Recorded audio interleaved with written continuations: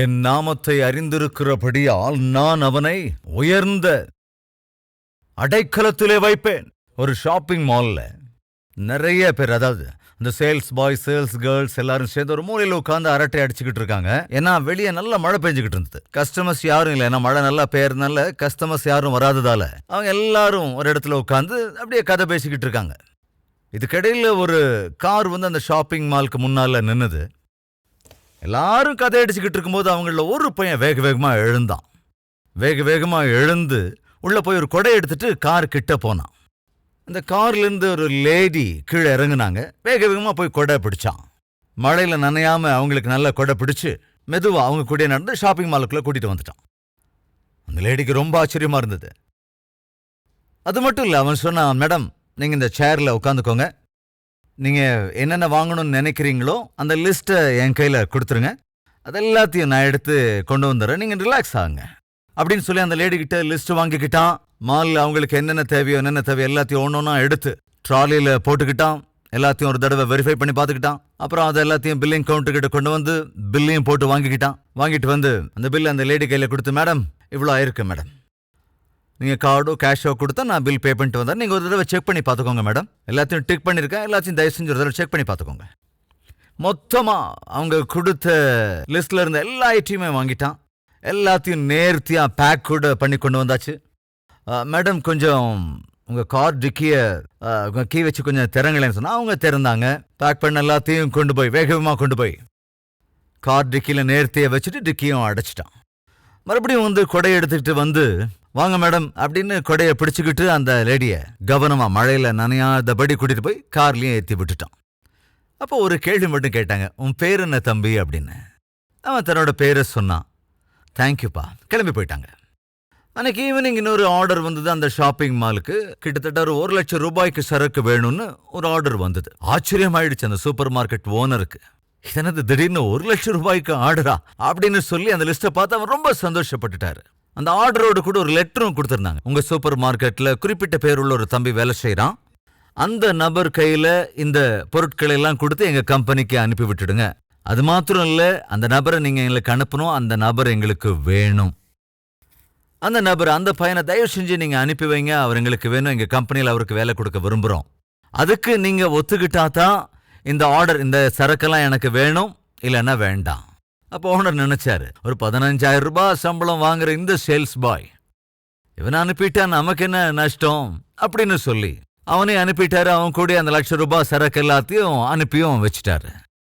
So அந்த sales boy அந்த address வாங்கிக்கிட்டு அந்த கம்பெனிக்கு போனா, அங்க போய் அந்த சரக்கு எல்லாத்தையும் அவங்க கிட்ட ஒப்படைச்சிட்டான். அப்போ அவங்க சொன்னாங்க, மேடம் உன்னை பார்க்கணும்னு சொன்னாங்க, நீ போன்னு. மேடமா? யார் அந்த மேடம்? அங்க போய் பாரு, இந்த கம்பெனியோட எம்டி அவங்க தான்.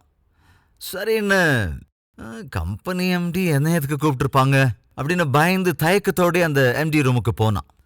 சேர்ல உட்கார்ந்துருந்த அந்த மேடமை பார்த்தப்போ உடனே இவன் முகத்துல ஒரு புன்னகை. மேடம் நீங்களா? ஆமாப்பா வா உள்ள அப்படின்னாங்க. சரி வந்து உட்காரு. ஐயோ நான் எப்படி மேடம் உட்காருவேன்? தம்பி, உங்க சூப்பர் மார்க்கெட்ல நிறைய பேர் வேலை செய்யறாங்க. ஒரு கஸ்டமருக்கு தேவையா இருக்கிற காரியம் என்னங்கிறத நீ உணர்ந்து நான் வந்த அன்னைக்கு நீ வேகமா ஓடி வந்த, கேட்காமலேயே கொடை பிடிச்ச, கேட்காமையே என் லிஸ்ட்டை நீ என்கிட்ட வாங்கிக்கிட்ட, எல்லா பொருட்களையும் அந்த ட்ராலியில கொண்டு வந்து நீயே பில் போட்டு எல்லாத்தையும் பேக் பண்ணி எல்லாத்தையும் கொண்டு வந்து கார்லயும் வச்சுட்ட, மறுபடியும் அந்த மழையில நனையாம கொடையை பிடிச்சு என்ன கார்ல வந்து ஏற்றி விட்ட. அதுக்காகத்தாப்பா நான் உன்னை வர சொல்லியிருந்தேன், நீ எனக்கு வேணும். அம்மா நீங்க என்ன வேலை கொடுத்தாலும் செய்யற, ஆஃபீஸ் பாயா இருக்கணுமா? செய்யறேன், மொத்தத்தையும் எல்லாத்தையும் நீட்டா கிளீன் பண்ணிடுறேன். அப்ப அவங்க சொன்னாங்க, நீங்க ஆஃபீஸ் பாய் இல்லப்பா, எங்க கம்பெனியோட ஜெனரல் மேனேஜர் நீதான். ஐயோ மேடம், நான் ஜெனரல் மேனேஜரா? தம்பி, நீ என்ன கனப்படுத்தினதுனால நான் உன்னை கனப்படுத்துறேன்பா.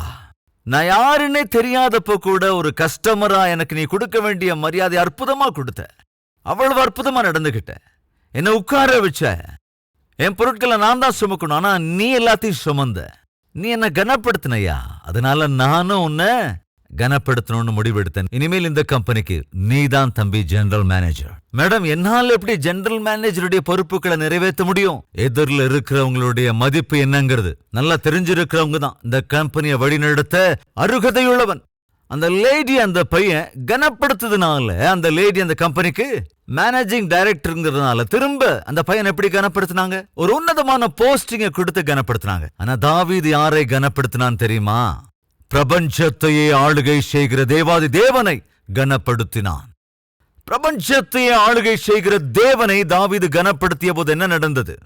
தேவன் என்ன செய்தார்? தாவீதை தம்முடைய தேசத்தையே ஆளுகை செய்கிறவனாக கனப்படுத்தினார். எவ்வளவு அற்புதமான தேவன்! அவருடைய நாமத்தை அறிந்திருப்பாய் என்றால் அவர் உன்னை கனப்படுத்துவார்.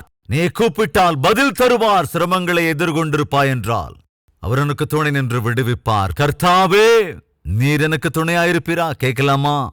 தேவனே, நீர் எனக்கு பதில் தர வேண்டும், விண்ணப்பம் பண்ணுவேன். ஜெபிக்கலாமா?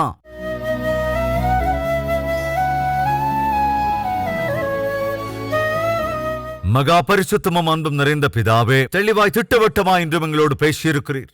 தாவீது நல்ல ஆவிக்குரியவன், ஆண்டவரே உம்மை நேசித்தவன், உம்முடைய நாமத்தை அறிந்திருந்தவன், உம்முடைய நாமத்தை கனப்படுத்த விரும்பினவன். அதன் விளைவாக ஆபத்துக்களிலிருந்து தப்புவிக்கப்பட்டான். தாவீதை போல் ஆவிக்குரியவர்களாய் உம்மை நேசிக்கிறவர்களாய் உம்முடைய சந்நிதியிலே சதா காலமும் உமக்கு அங்கீகாரமாய் நிற்கிற பாக்கியத்தை அருளி செய்ய வேண்டும் என்று இருக்கிற நிலைமை எதுவாக இருந்தாலும் உம்மை கனப்படுத்தி மூலமாக கனப்படுத்தப்பட வேண்டும். அப்பேற்பட்ட கிருபை எங்களை ஒவ்வொருவருக்கும் அருள வேண்டும் என்று இயேசு கிறிஸ்துவின் நாமத்தில் வேண்டிக் கொள்ளுகிறோம் பிதாவே. ஆமென்.